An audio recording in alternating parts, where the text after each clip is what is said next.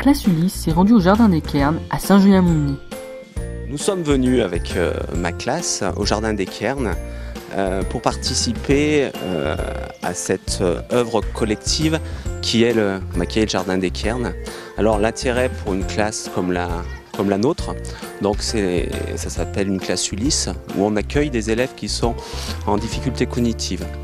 Donc l'intérêt, c'est de participer à la construction d'une œuvre collective et puis de travailler aussi avec un artiste. Donc cet artiste, c'est Croust.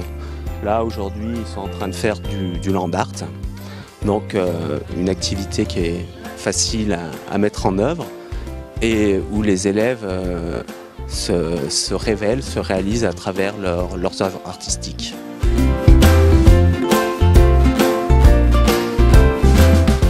Aujourd'hui, nous faisons avec les enfants qui sont derrière un cours de photo surréaliste. Voilà. Et on travaille sur les proportions, sur l'espace, un petit peu de théâtre aussi. Et sur le minéral et la pierre, parce qu'en septembre dernier, donc, ces enfants ils sont venus ici. On avait fait pas mal de petits ateliers autour de l'équilibre, autour de la suspension et autour du petit qui devient gigantesque. Donc aujourd'hui, c'est une mise en pratique photographique, donc dans le but de faire un bouquin, un petit livre pour les écoles avec les enfants. Voilà.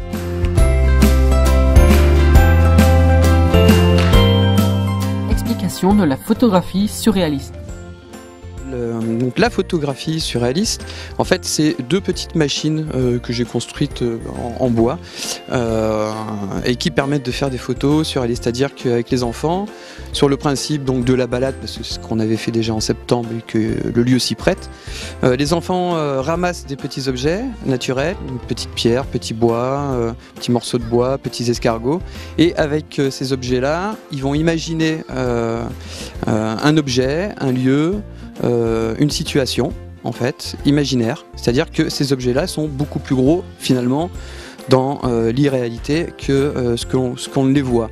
Voilà. Et en fait, on en fait l'expérience. Donc, ils font une composition avec ces objets-là, et ensuite, ensemble, on fait un travail photographique, voilà, avec l'imaginographe, donc qui est un procédé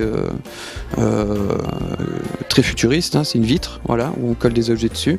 Puis ensuite, c'est un travail photographique de profondeur de champ qui fait que dans la photographie, les éléments en fait qu'on a collés en premier plan deviennent aussi gros que les enfants.